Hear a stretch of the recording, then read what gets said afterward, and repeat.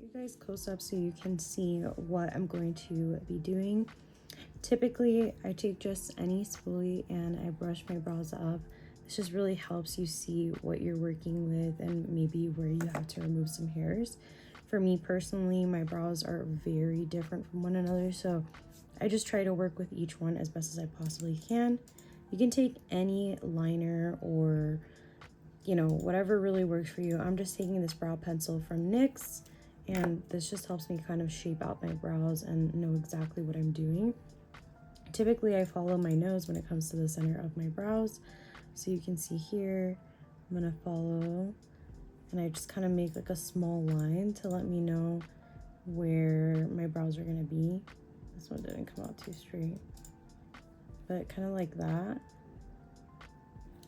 And then from here, the edge of your nose, so where I'm putting it, it's like right here, and I kind of lift it and I close this eye, and this just helps me determine where my actual arch is.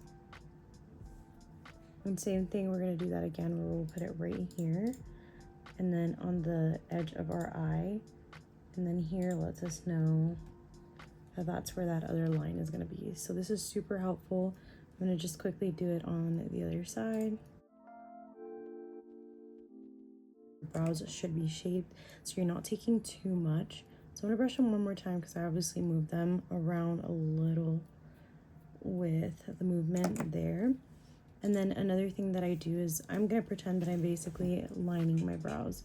So from here, I'm going to follow through.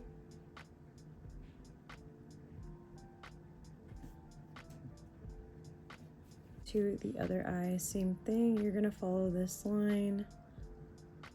And this is dependent of you too. So how thick you might want your brows, how thin you might want your brows. I typically always follow this because I don't need anything less or more than this, to be honest. You can line the top, but I typically don't line the top of mine because I've already kind of mapped them out for myself and they're kind of level with each other. It's just not super obvious because they're so different, and my bone structure on both sides is just a little different, which is completely normal. Where this comes into play, so this is the Urban Decay Slick Day Brow, and this is really good. Ensure that you don't have any hairs that are going to get in the way of this process. That's where my razor comes into play. Love this razor.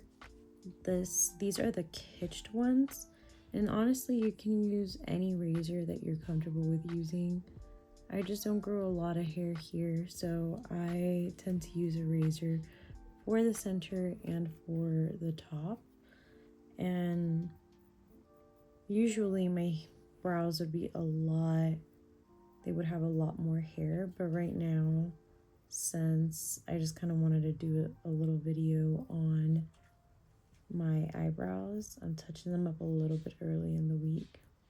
And I'm not going past this here because that's where I've made my invisible line to not cross out with my hairs. You can take any tweezer and remove any little hairs that are not in this line that we created earlier. So that's exactly what I'm going to do.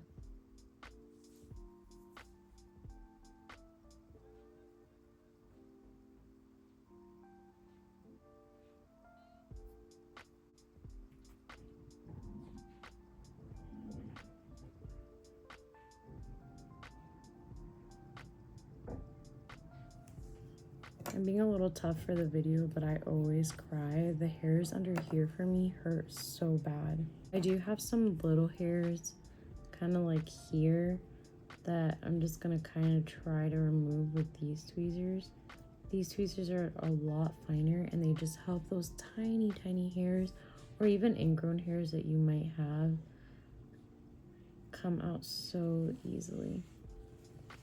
But you have to be really careful with these because these could easily rip a chunk of your skin too because they're so thin and fine, and they're usually very pointy.